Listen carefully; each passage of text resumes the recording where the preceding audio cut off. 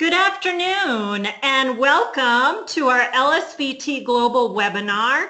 Exercise is great, but how will that improve my function? And so we're delighted to have you joining us here today. This presentation will be presented by myself, Cynthia Fox, as well as my colleague, Bernie Kozer, and you'll hear just a little bit more about us as we go along. I'd like to acknowledge that the work that you'll hear about this afternoon has been supported in part over the years by the National Institutes of Health, the Michael J. Fox Foundation, Parkinson Alliance, and Davis Phinney Foundation. And so we're very grateful for research support and funding that allows us to do the work that we're able to do today.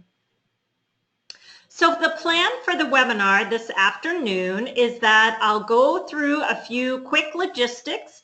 I'll give you a brief introduction, and then we'll get to the heart of the presentation, which is to discuss three areas of the LSVT protocol that focuses on function in order to improve speech, mobility, as well as activities of daily living. And you'll have the opportunity at the end of the webinar to ask questions live of the faculty so that we can be sure that everything is clear to you. A few logistics about the webinar. Everyone who is attending right now, your microphones are muted so that we don't get strange sounds or feedback as we go along. Bernie and I will present the content. At the end, we'll have some time for questions. And you'll either be able to, on your dashboard, click the little hand, which raises your hand, and I can call out your name. If you unmute your microphone, you can then ask the question. Or if you prefer, at any time during the presentation, you can type in a question, and those will just stack up in a queue, and then when we come to the question answer time, we'll be able to answer those for you. And I'll review those options again at the end of the program today. There'll also be a short survey that launches automatically when you leave the webinar at the end. It is just a few questions. It should not take more than 5 minutes to complete. So if you have an extra 5 minutes today, we would really appreciate you taking the time to complete the survey because it helps us plan and prepare topics and different webinars that we can offer to you. So we greet you today, one from Tucson, Arizona.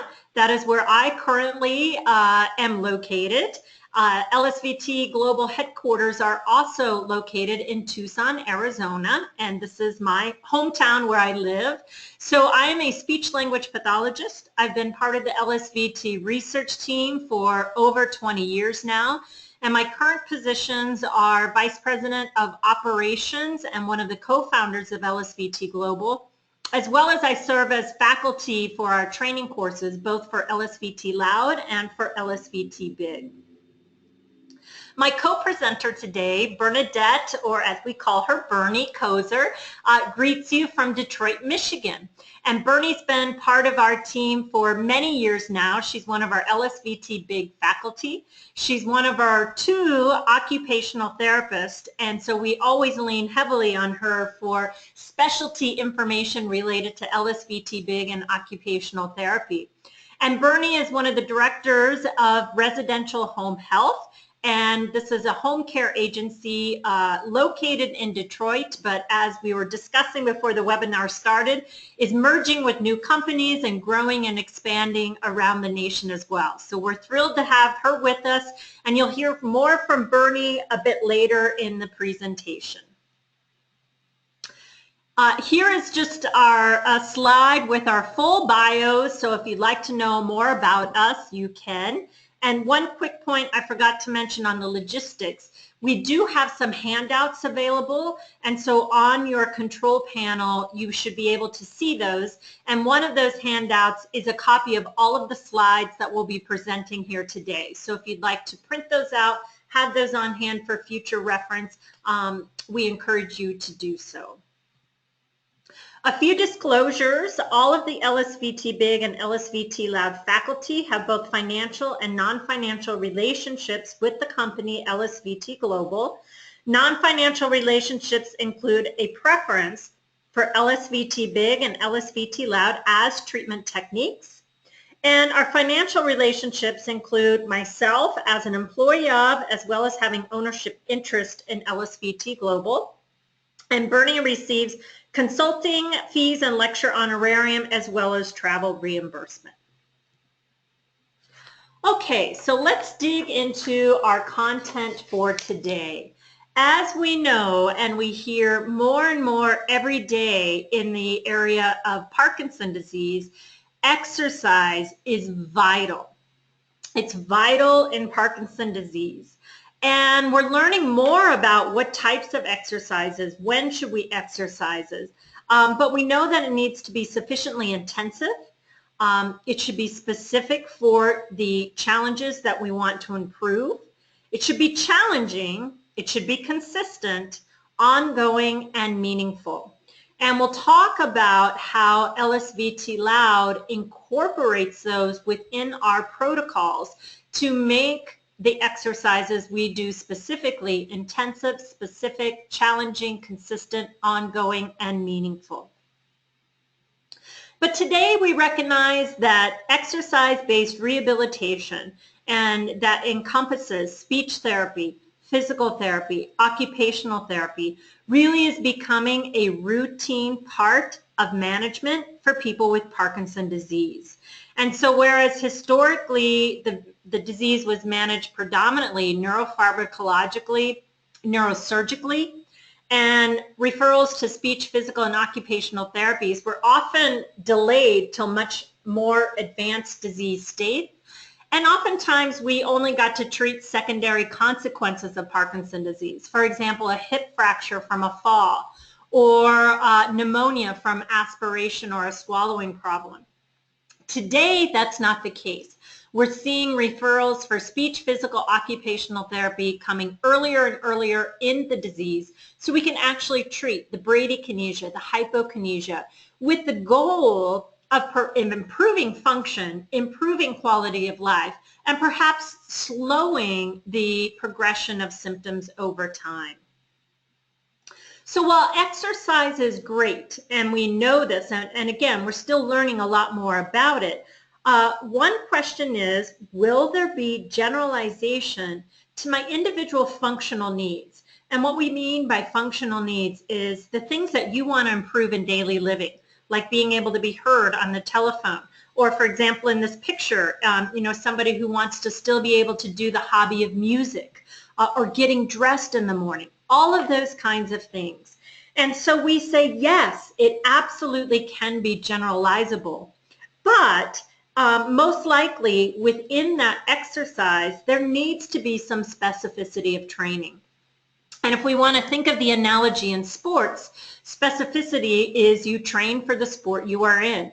And we have gorgeous examples of that happening right now. Obviously, with the Olympics going on, we see these amazing athletes who train very specifically for the sport that they're in.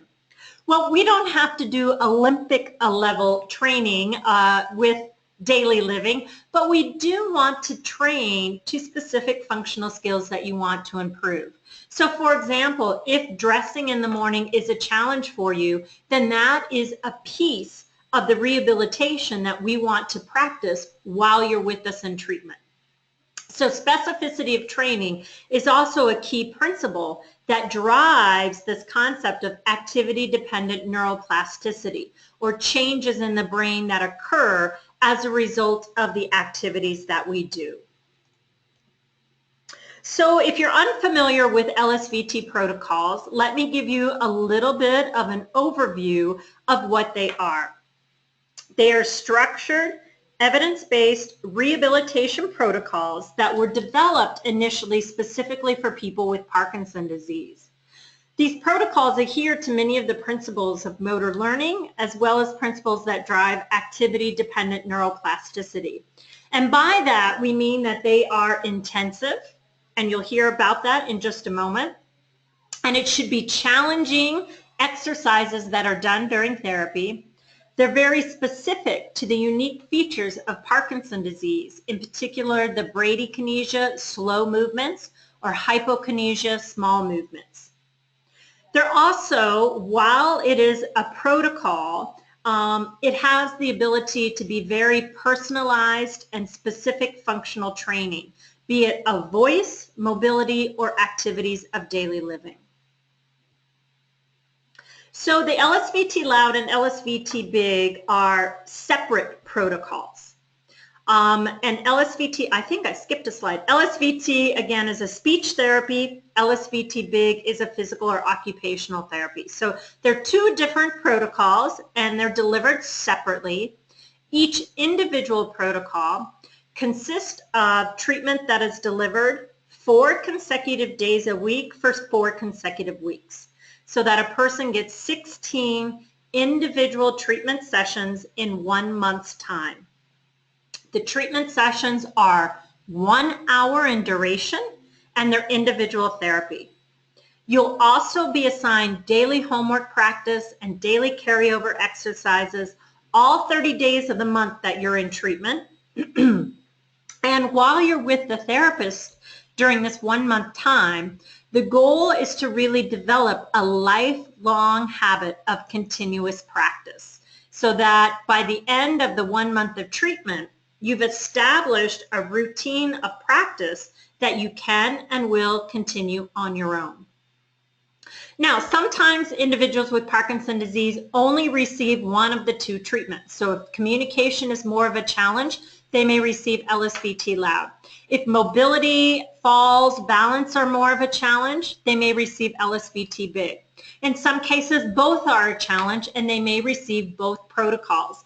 And that can be done in one of 2 ways. Some individuals have 1 hour of LOUD followed by 1 hour of BIG, or vice versa, so that within 1 month they're getting both protocols, so it's 2 hours of therapy each day.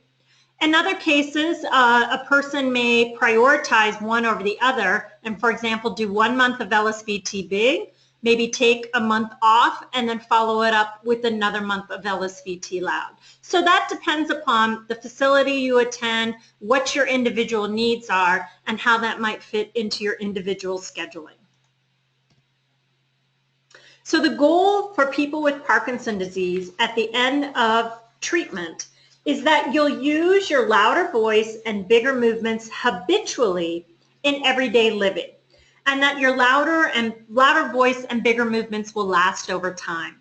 So it's one thing to do exercises in the treatment room, but our goal is that the techniques you learn in that treatment room walk out the door, become a part of your daily living, your daily communication, your daily movement, so that it has a positive impact in function in your everyday life. And that's really the heart of what we're going to talk about today with LSVT BIG and LSVT LOUD. How do we make that happen within our treatment protocols? I always like to give the caveat that LSVT is not the only treatments for people with Parkinson's disease. There are other exercise programs, other physical occupational therapy programs, and that have nice data and are growing in terms of amount and accessibility. And we acknowledge that. But our focus for what we're going to talk about today is the work that we do, and that is LSVT BIG and LSVT LOUD. So just know that will pretty much be the exclusive focus of what we're going to talk about for the rest of this afternoon. When you begin your LSVT treatments, one of the goals that we want our clinicians to do is to really dig in and ask you, what are the things that you want to improve? What are the things that bring you joy that you want to keep doing? And what are the things that you don't want to have to give up, or you find yourself giving up and you want to get back? These types of questions are what allow us as therapists to begin to individualize the therapy protocol to meet your specific goals and needs. So what exactly does that look like in treatment? Well, here's a snapshot of what LSVT LOUD treatment sessions look like. On the left-hand side, you'll see the first half of the session is spent on what we call daily exercises. And on the right-hand side of the screen, you'll see the second half of the session, which is spent on our hierarchy exercises. And at the end of treatment, we assign homework and carryover. So of this entire session, there's 3 key areas that really address function, that are individualized and very specific to each person. The first one is part of the daily exercises, which are the maximal functional speech loudness, or our functional phrases, the hierarchy exercises, and the carryover exercises.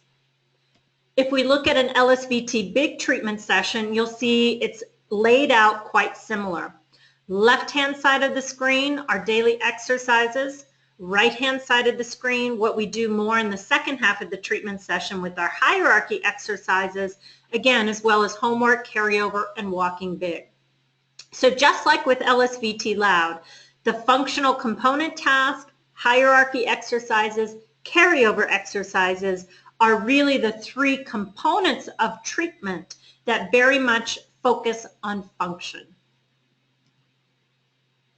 So the daily exercises that we do, and these may be things if you've heard of LSVT or participated in it that you know, things like our exercises are long ahs, or for example, our rock and reach exercise in LSVT BIG. They're very important, but they're tools to facilitate improvements in loudness and movement. So they are not the end goal of therapy, that you've mastered an ah or the rock and reach exercise. Rather, you've used that exercise to improve vocalization, to improve function, so that ultimately improved function in the things that you want to do in your daily life is the goal. So for example, you might do the long, loud exercises in treatment, but the goal is that you're able to use a louder voice in conversation on the telephone so people don't have to ask you to repeat all the time. In LSVT BIG, again, an example of an exercise you see on the left, the rock and reach, that's wonderful and it teaches you great movements, but the goal is you take those movements and, for example, have better arm swing and stability when you go for a walk or when you're walking your dog. So we translate those exercises into the individual functions that you want to achieve. So let's look a little more specifically at functional phrases and functional movements, and then I'll turn it over to Bernie, who will walk you through the hierarchy and carryover exercises. Functional movements and functional phrases are very much patient-driven. They're personalized and individualized, so no 2 people may have the same functional phrases or same functional movements. These are defined within the first day or 2 of LSVT Loud or LSVT BIG, and they never change all 16 sessions of treatment. They're simple speech, simple movements that we practice repetitively every single day during treatment. So for example, with functional phrases, your therapist would have you come up with 10 everyday phrases that you say. These are some examples from patients we've had in the past.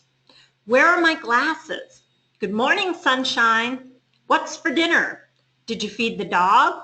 I love you. These 10 phrases, again, would not change all 16 sessions of treatment. You would do them 5 times a day in the therapy session. You'll also do them as homework practice. So they become very overlearned in terms of reminders to use your loud voice. Similarly, with LSVT BIG, you'll choose with your therapist 5 everyday tasks, a simple task that you want to improve. Sit to stand, which you see on the slide here, is required of everybody because we all have to get up from a seated position to standing. Other than that, the additional 4 tasks will be something that you and the therapist identify together. Some examples might be pulling your keys out of your pocket, opening a refrigerator door, reaching for a coffee mug, buttoning, turning, putting on your shoes, or brushing your hair. So you'll come up with those 4 additional for 5 total. You'll practice them a minimum of 5 times a day, every day of therapy. Again, really overlearning these movements. Now, while the movements never change, we do progress in difficulty as treatment sessions progress. So those 10 phrases, those 5 movements don't change, but as you get good at them, your therapist will now start to challenge you. So he or she can add cognitive or motor challenges. So while you're doing a movement, having a conversation, having to solve math problems, distractors. While you're doing the speech, perhaps having you stand, give you balance challenges. There's all kinds of ways to make things more difficult, and that's important. Why is it important? Because we live in a dual tasking world, and rarely are you able to focus singularly on a simple movement or speech without having something else going along. So we want to practice dual tasking in treatment so that you get comfortable with it and you get better at it. This gives real-world functional application, as well as it drives greater neuroplasticity. So in summary, the way to think about the functional phrases in LSVT LOUD and LSVT BIG is that they become mental sticky notes, that every time you then go to reach for your coffee mug, it's a reminder, I need to use my big movement. Every time you say, where are my glasses? It's a reminder, a mental sticky note. Oh yeah, I'm supposed to use my loud voice. Okay, with that now, I will turn the show over to Bernie, who will walk you through the next 2 areas of function in LSVT. Hi everyone, happy to be here today to speak with you. So moving on to hierarchy exercises and hierarchy tasks. Hierarchy tasks are an important component of LSVT BIG and LSVT LOUD and help to zero in and work through those activities that are most important to you in everyday life. So the therapist begins this process right after an evaluation is completed on your first day of treatment by talking with the patient and probing to determine what are the key issues for you and what brings you joy. These discussions may center on your hobbies and interests in order to be able to tailor the next visit treatment activities to your special interests, or on examination of everyday activities that might present a challenge to you. So what we have uncovered during our interview, home visits, in my case it's home visits, and discussions is more than just pleasant conversation. It does provide a focus, a functional focus. It's not the therapist's goal, but it's your goal. And this goal is meaningful or salient to your life. So working on a meaningful hierarchy goal together with your therapist assures that that specificity that Cynthia was talking about earlier is achieved. And remember that specificity is key to driving that neuroplasticity and brain change. As you can see, there are real advantages to this focus on function well beyond the core exercises. And there's opportunities to modify and tailor those hierarchy activities and sequences so that we're addressing all levels of severity in speech and movement that might occur with Parkinson's disease. So in this way, people with Parkinson's can benefit from LSVT BIG and LSVT LOUD regardless of the stage of the disease. So your practice time and participation over a period of 4 weeks is geared toward building skills and mastery for that long-term key goal achievement and for that generalization that Cynthia spoke of. Typically, your therapist will work on hierarchy activities during the last half of your LSVT BIG and LSVT LOUD treatment sessions, just as a rule. Next slide, please. So here's some examples of hierarchy tasks, real-world examples that both Cynthia and I have encountered and worked through with our clients in our practices. For LSVT LOUD, the examples might include wanting to maintain your voice for teaching or lecturing or other types of job responsibilities. A clerk or a restaurant worker may wish to easily communicate with their customers and may select this hierarchy. Other examples include being understood at a church or at a restaurant, allowing you to participate fully in the services at church, or being able to order anything you want off that menu. Reading to children or your grandchildren is an important activity to many people, and being understood on the phone is critical for keeping in touch and staying engaged, as well as to be able to respond quickly in an emergency type of a situation.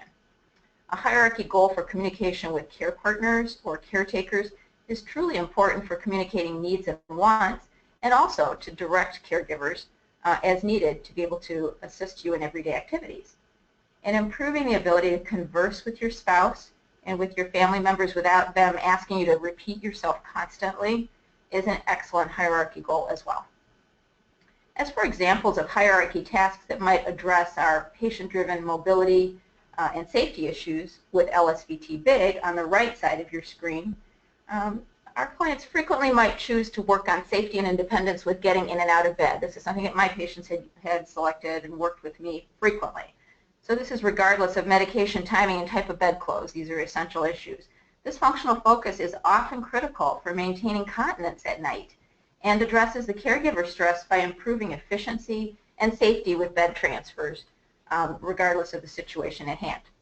Other LSVT BIG hierarchy tasks chosen by our patients as functional focus may include working through a balance challenge involved with completing a laundry task or performing home chores such as house cleaning, like sweeping and vacuuming.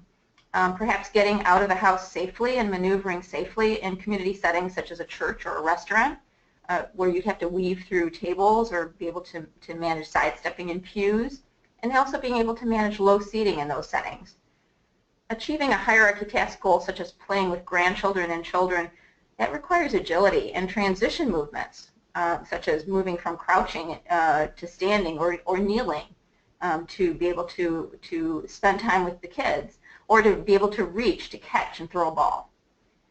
And working through a hierarchy task such as shopping would require a focus on the ability to bend and be able to reach and retrieve items from the store shelves, be able to load and unload a cart, and managing the cash or credit transactions using your hands. Managing public transportation, such as boarding a train or a bus or getting in and out of your car efficiently and safely, your hierarchy task focus, or it may be stepping in and out of your home in order to be able to retrieve your mail.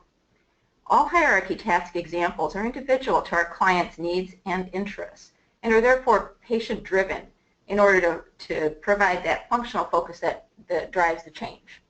Next slide, please. So let's take a look at an LSVT LOUD hierarchy sequence example just to illustrate how this translates into treatment. After the initial evaluation and interview to determine hobbies, interests, and issues, our patient and her therapist might determine that her functional goal is to improve social communication, in this example, for interaction with family, friends, acquaintances. And as part of this functional goal, our patient might seek to gain and regain confidence in participating in short and long conversations on all topics, wishing to end that feeling and experience of being ignored during social interactions, and wishing to avoid having to repeat herself during conversations because people aren't getting her the first, 5 times, and wishing to be able to just simply enjoy having fun and rewarding social conversations with longtime family and friends again. During our initial evaluation, we found out that our patient is a movie buff. Her therapist will use these salient activities or salient hobbies during these upcoming treatment sessions in order to help her patient to achieve these rewarding functional goals for social conversation. So it's finding a key there. Next slide, please. So during the treatment sessions, over a period of 4 weeks, therapy sessions focus on a combination of structured reading tasks and spontaneous speech activities at each level of the hierarchy, but always building from simple to complex as the treatment progresses. During week 1, hierarchy portions of the treatment session might focus on words and phrases used in social communication and conversation. The structured reading tasks might include reading lists of movies out loud. The spontaneous word and phrases tasks might include naming our patient's favorite movies and actors, and maybe naming film genres, different sorts of films. During week 2, we would build from shorter, simple tasks to longer and more complex tasks. Now the hierarchy part of each session is focusing on the use of sentences for social communication. Structured reading tasks, including reading famous quotes from movies, would begin the process, while the spontaneous verbal tasks would include answering longer questions about favorite movies. So the speech and language pathologist really needs to do her homework in order to prepare treatment activities that make sense and will challenge our patient. By week 3, our patient has progressed in her hierarchy task training. This is the next slide, please. Yeah, has progressed in her hierarchy task training in order to move to paragraph reading, with structured tasks focusing on maybe reading current movie reviews, reading movie magazines out loud, and maybe reading about movie history. The spontaneous task might include more free-form, open-ended questions to answer about directors and movie scripts, or about the bigger role of movies in different cultures, or a style of expression in movies from different countries. So it could really be much more unstructured. At week 4, our patient is now refining the skills at conversation level, still moving from simpler conversation structures to more complex and longer interactions. So the structured tasks may include a discussion of movies that were selected by our patient. The spontaneous tasks might include more open-ended back and forth discussions that are more common in our everyday conversations and might add distraction. We might add distraction in the environment, such as having a TV on in the background, to further increase complexity and the ability to maintain that functional focus of having a real-world conversation. Next slide, please. So moving now to a discussion of how LSVT BIG might address function, let's talk briefly about BIG walking. So walking BIG is an important part of every LSVT BIG treatment session and is an important part of hierarchies as well. With simple cues to walk big, a person with Parkinson's disease is cued to take bigger strides, bigger steps, and swing their arms and move more efficiently and normally. The length of time spent on walking big may vary during these treatment sessions in keeping with a functional approach that may have variable movement requirements. Just as in our previous LSVT LOUD example, the emphasis in big walking is on adding challenges and complexity with time and with mastery of consistent big walking. These challenges are realistic and they echo the real-world situations that might affect a person's stability and their consistent use of big steps for everyday tasks and treatment activities. For example, the walking environment might be changed from an uncluttered tiled hallway to a much more crowded, carpeted, home-like setting. And that's where I work, so this is something that we strive for. The addition of a typical freezing trigger, and many of you may be familiar with this, such as a change in flooring or walking through a doorway, might be added as part of this LSVT BIG walking treatment activity. A therapist might have you complete big walking for 30 seconds in a long hallway in your home, or they might challenge you with a lengthy walk that would require your vigilance and your attention to maintaining big steps and big arm swings. Other challenges, such as at the same time naming cities, fruits, and vegetables, or counting up in multiples of 3, all while continuing to walk big, will focus on that functional normal stride walking in a busy or noisy or unfamiliar environment. So there's that carryover there. Toting and manipulating things as you walk, it could be such as answering your cell phone as you're walking, or carrying a shifting bag of groceries, might further be added to further challenge and refine your ability to walk big under all circumstances. So simply walking big is really not so simple at all. Next slide, please. So speaking of walking, let's walk through a typical LSVT BIG hierarchy example. The example highlighted here is focusing on a functional goal of getting in and out of a car efficiently and easily. This is a very, very common focus for our patients, really in all stages of Parkinson's disease, and is a critical issue in maintaining and remaining fully engaged and active in your community. If you can't get in and out of a car safely and easily and efficiently, and let's say you traveled with a spouse or a caregiver, this may serve as a true barrier to opportunities for simply getting into the community to be part of the things you love, such as eating out or getting your hair done, or for completing necessary trips to, let's say, medical appointments or doing grocery shopping. In this example, our patient wishes to be independent with getting in and out of the car, to move faster through the process of moving in and out of the car, to reduce any physical or time burdens on his spouse, who, again, very concerned about the spouse and getting out and about, and to gain confidence by reducing the fear of falling in the process of completing these car transfers in all situations as well. Next slide, please. So just as in our LSVT LOUD example that we've gone over a few minutes ago, we work toward that complex long-term goal while building endurance and complexity using LSVT BIG tasks, hierarchy tasks in treatment sessions. So for week 1, we would start with those small or incremental units of movement practiced separately. So for car transfers, we may practice getting in and out of the car with blocked practice, as we term it, of opening and closing the door only, repetitively. We practice maybe lifting one leg over an obstacle placed on the floor as a blocked functional focus for placing one leg in and out of the car.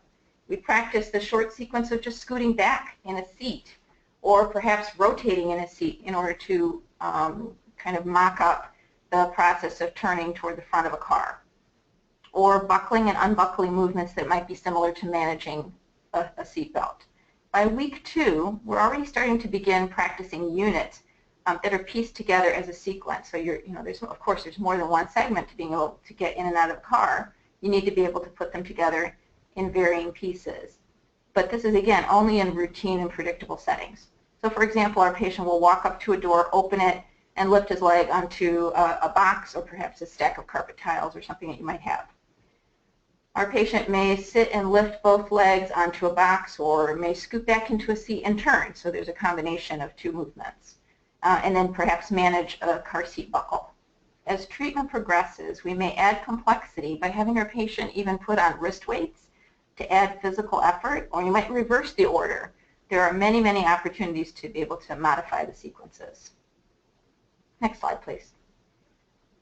As we move to week 3, we continue our progression of shorter, simpler movements to longer, more complex movements by focusing on actually practicing the whole movement sequence with at least some real objects or components in the whole process.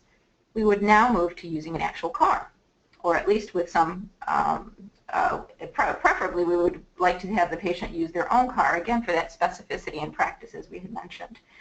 Our patients would now walk up to the car, open the car door, get in, adjust their position on the seat, and buckle the seatbelt. They would then reverse the sequence and repeat for practice and for success. The LSVT BIG certified clinician would then have the patient do this on both sides of the car, as a driver and as a passenger. By week 4, with our patient's confidence improving and the safety and components of the movements established, well established, our patient would practice the whole process of car transfer with obstacles set in place, and with that dual or divided cognitive or motor load requiring that divided attention that Cynthia mentioned. The whole movement sequence would be practiced as it was in week 3, but this time with added complexity in order to address real-world distractions and challenges. To accomplish this, we would practice perhaps using different cars or even more than one. A typical challenge might be in maneuvering in and out of tight parking spaces without damaging yours or an adjoining car, hopefully. And because, again, that's quite a challenge in those tight spots. An LSVT BIG certified therapist might time the task to impose another challenge. Come on, we have to hurry up. And those are also real-world situations where you have some time constraints, such as completing the transfer within 45 seconds. We might impose that. An audio distractor, such as a blaring car radio, or perhaps the spouse carrying on a really interesting conversation while moving in and out of the car, would add another layer of divided attention. And a great added wrinkle might be carrying a purse or a bouquet of flowers while completing the whole car transfer sequence. The goal is for successful attainment of our patient's functional goal through 4 weeks of progressive challenges and practice, zeroing in on a meaningful end result. Next slide, please. So our goal in all parts of LSVT LOUD and LSVT BIG treatment, including hierarchy goals, is achieving something known as calibration. This means that developing that automaticity, or again, that generalization for moving big and talking loud by understanding the effort that is required in getting there. As persons with Parkinson's, we must engage in sensory processing and problem solving through that self-awareness and that high effort. So your clinician often shapes this calibration through their feedback to you during the treatment sessions. They might say, did you use your loud ah voice when answering the phone? Or did you use high effort and bigness to get out of that chair? Next slide, please. So let's take a look at another part of your LSVT BIG and LSVT LOUD treatment session, carryover exercises. You may ask, why do we need carryover exercises, especially after all that hard work in each treatment session that we've been describing already? And yes, it is hard work. So continuing with our theme of calibration of big movements and loud voice, we know that there's a mismatch between perception of any type of output, that is a voice move or movement output, and how others are perceiving it for people with Parkinson's disease. So a person with Parkinson's may think and say, my voice isn't too soft. I can't speak like this. I'm shouting. I had no idea how small my world had become. I can't move like this. People will think that I'm crazy. But the reality is that when a person with Parkinson's speak loud and move big, they're actually perceived by others as moving normally. The carryover exercises do provide this solid feedback to our persons with Parkinson's that indeed the effort to amplify is totally worth it and totally appreciated by other people. Next slide, please. So your therapist establishes this carryover exercise daily. This is a daily assignment for you, giving that opportunity to use a loud voice and big movements in all sorts of meaningful ways. Of course, these meaningful interactions and opportunities for feedback will and should occur in many aspects of daily life outside of the treatment room or outside of the treatment clinic. Just as with all LSVT BIG and LSVT LOUD approaches, a certified therapist progresses her patient from those simple carryover tasks to more complex and difficult tasks week to week across that 4-week protocol. And indeed, these carryover tasks are highly specific to you and to your environment or interests. During the next treatment session after the assignment is given, the same therapist will ask the patient for a description of what happened. What did others say? All in order to address that sensory mismatch between the self-perception of voice and movement output and the reality as others see it. This builds in that accountability for completing and reviewing the carryover task. Next slide, please. So let's take a look at some carryover task examples that might be used during your 4 weeks of LSVT LOUD treatment. During week 1, an example might be an assignment given by a therapist. When you leave this clinic today, tell your spouse, let's go, with your loud voice. By week 2, again with a little more progression and complexity, another example that might be given, assignment that might be given by your therapist. When you call your friend tonight, use your loud voice to ask her, what can I bring to the potluck? Do you need any help with setting up? By week 3, an example that you might offer to a patient might be, tell your wife the 4 reasons why you think you should go to Italy this summer. And remember to use your loud voice, and then be ready to report on it the next session. By week 4, a great example might be, at your support group meeting today, use your loud voice to tell the group about the specific progress that you've made for this upcoming fundraiser. So I guess you're noticing the progression here to lengthier and more complicated tasks, such as not having a real script by the time you get to week 3 and week 4, or being in an unfamiliar setting, or being in front of a lot of people. This is the therapist's skill at work in shaping these opportunities for calibration and reducing that sensory mismatch. So let's look at a couple of these LSVT BIG carryover examples also.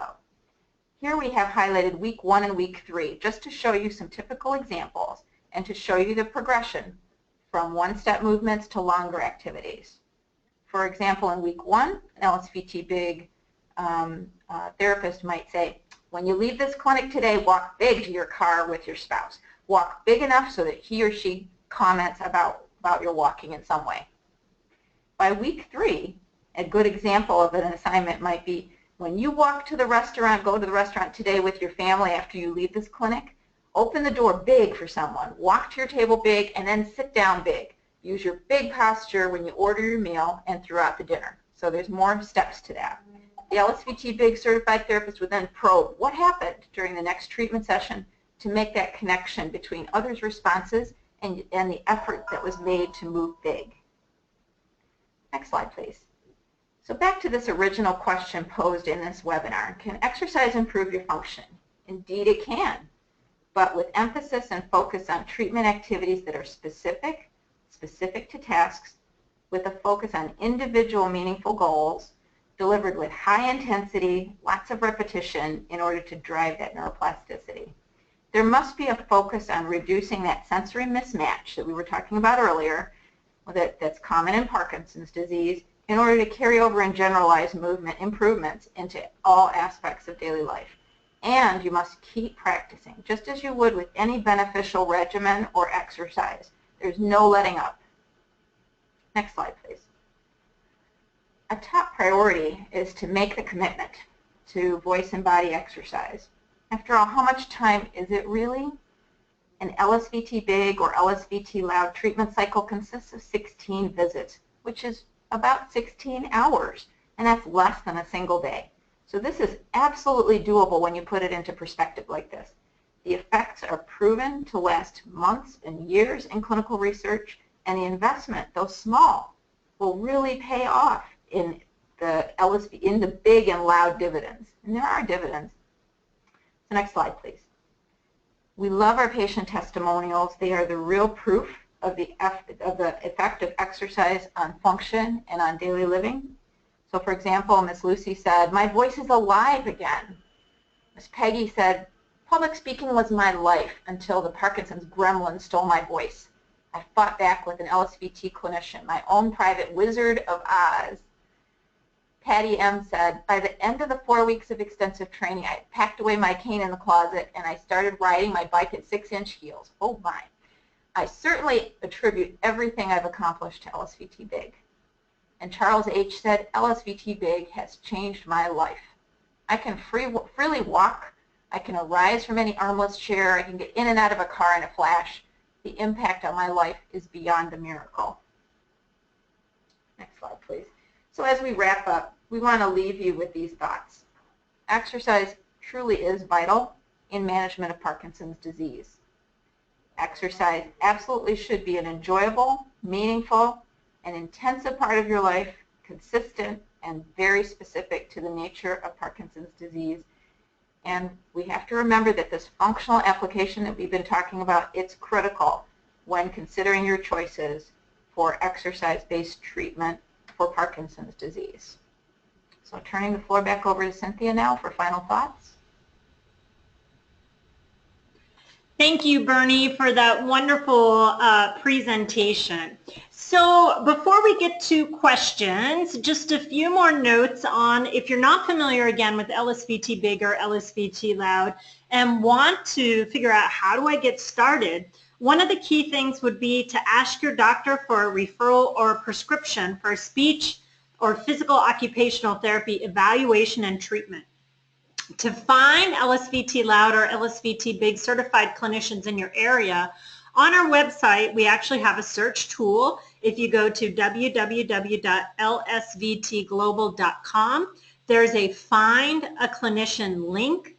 If you select that, you can choose, are you looking for speech, LSVT LOUD, physical occupational therapy, LSVT BIG? And the best way to do that is to enter your zip code and a search radius. The other way, if you're not a fan of using the website, you can certainly just call our office and one of our staff members will help you locate clinicians. If you've enjoyed this webinar or if you think you have friends or other family members who might, we continue to do our webinars. These are all free, and so our list of live webinars is on our website. We also record all of the webinars, and they're available on demand on our website as well. So if you have, again, somebody who you think might be interested in learning more on the topic we presented today, typically within 24 to 48 hours, the online webinars are posted and available for on demand. If at any time you have questions, you can always email them into info@lsvtglobal.com, and one of our clinical experts will be happy to answer that for you. We also have tools to help with LSVT LOUD and LSVT BIG practice. The LSVT Companion, which is a software program used in conjunction with LSVT LOUD therapy. And we have our LSVT LOUD and LSVT BIG Homework Helper DVDs. And while historically they've only been available in sort of the hard copy DVD, they actually now are available via download or streaming. And that's through Vimeo. And if you'd like to learn more or find the link, it's available on our, excuse me, on our website, or you can contact us and we'll help you with that. So if you like to use it on your iPad that doesn't have a DVD player, we now have the option for that to happen. The BIG is available, both are available in English, and the BIG is also available in German. So now we've come to the part of the program where we will open it up to you to answer any questions that you may have. Again, there's two ways you can ask questions. You can raise your hand and I'll unmute your microphone so that you can ask directly. Or if you prefer, you can type in your question and we will view that question and be able to answer it for you. As you prepare to ask your questions, or if after the end of the show you come up with a question that you didn't have live here, you again can always email that to us at info@lsvtglobal.com. So we'll scroll through here and pick up our first question. And so Bernie, I think that this first question will come to you. And that question is, most of my challenges are with things like writing or buttoning and general kind of smaller movements. Will LSVT BIG help? Absolutely. Small movements can be big too in execution. So our exact same treatment approaches are used. You would select hierarchy goals that are appropriate to your needs for buttoning big, for being able to write big, and it would have the same 4-week sequence. Yes, LSVT BIG does direct toward fine motor movements. I'm an occupational therapist also by trade, so this is of great interest. We've had great success in improving people's handwriting, in improving their ability to handle small movements, managing coins and small objects, even enjoying some hobbies again, using their hands by applying some of the LSVT BIG treatment approaches. Great, thank you. Next question, and I'll take this one. Should LSVT therapy be repeated after several years, or is once enough? So that really is it's an excellent question, and the answer isn't necessarily straightforward. In some cases, it depends. So what we recommend and we train our LSVT therapists to do in their training course, and again, this is whether it's LSVT LOUD or LSVT BIG, is that once treatment is over, we encourage our patients to keep practicing. So whatever homework routine you have established during that 1 month, keep doing it. We recommend a checkup every 6 months. This could be simple as, for example, sometimes a phone call, how are you doing? Or in some cases, it's an actual scheduled visit. Just like you may check in with your neurologist or physician every 6 months, it's not a bad idea to check in with your therapist every 6 months. He or she then can quickly reevaluate, are you on the same level that you were when you finished 6 months ago? Has anything declined? In some cases, things continue to get better, which is fabulous. So there's no reason that you can't continue to improve after the 1 month of therapy. Based upon that reassessment, again, we recommend 6 months. Sometimes life happens and maybe that gets pushed out to a year. Then your therapist would decide, you know what, I think you would benefit from maybe 1 or 2 tune-up sessions. And so tune-up sessions are a reality. In general, they can range from 1 to having to repeat the whole protocol again. On average, probably 2 to 6 sessions is pretty typical in terms of tuning up, getting you back in the habit of practice, reminding you how much effort that it takes to have that louder voice or bigger movements. Along the same lines, we know follow-up is a challenge. It's a challenge for anybody, whether or not, we have Parkinson's disease, and Parkinson's can sometimes make it even more challenging. So some of those tools that I mentioned right at the end of the course, our webinar, the DVDs, the companion software can be helpful in keeping you motivated. We're also launching our group exercise classes, which are not group therapy, but rather once you have completed your individual 16 sessions of treatment, then we have graduate groups. And so these programs are called Loud for Life and Big for Life. And we're just starting to train our LSVT Loud and LSVT Big clinicians in these group exercise programs. They can be wonderful because it does several things. A, you have a responsibility to show up and do your exercises, which is motivation to do them during the week before you have to appear to the group. Two, you get to interact with your peers. There's some social engagement. There's some, some calibration between individuals back and forth. If you feel too loud and your colleague says, no, I think it sounds fine, that can be reinforcing. Three, it provides you external feedback from an expert, your LSVT big clinician, that, okay, you think you're moving big enough, but actually you need to move a little bit bigger. So all of those features can really help to maintain treatment effects once treatment is over. There are several and many clinicians who offer group exercises for LSVT graduates already. So you may ask your clinician, do you have post-exercise programs available? If they are, where can I receive them, etc. And then if not, it may be something that they'll be offering in the near future. Okay, next question. And Bernie, I'll hand this one back to you. And okay. It's a common question. So does insurance pay for LSVT Loud and LSVT Big? That's a great question, and primary on the minds of many people, many of us consumers out there. Absolutely it does, because it is evidence-based. The documentation by your therapist is pointing to the function that we've been talking about all hour now, and this is eminently reimbursable. This is true in all types of settings where you might access an LSVT Big or LSVT Loud clinician. So I work in home health.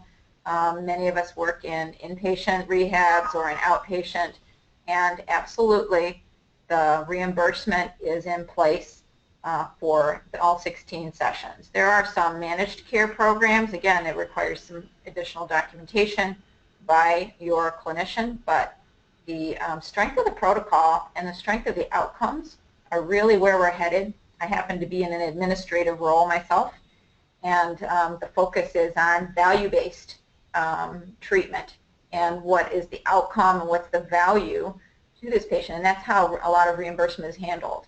LSVT Big and LSVT Loud treatment protocols result in excellent outcomes by all measures that are significant to our payer sources. So I do know that the reimbursement is absolutely there. So, again, you should be taking this to your provider. If there's any questions, this should be, if you have an LSVT certified clinician, they already know how to complete the documentation, and they already know how to submit the documentation and the reimbursement forms and formats in order to assure that you will have the benefit of the full protocol. Excellent. Thank you, Bernie. Well, I believe that brings us to the end of our time together here today. Again, we thank you all for joining us. This will be available on demand. Our next free webinar will be happening on September 14th, which is a Wednesday, again at 2 p.m. Eastern Time. So we look forward to perhaps having you join us again. Thank you all, and have a good day.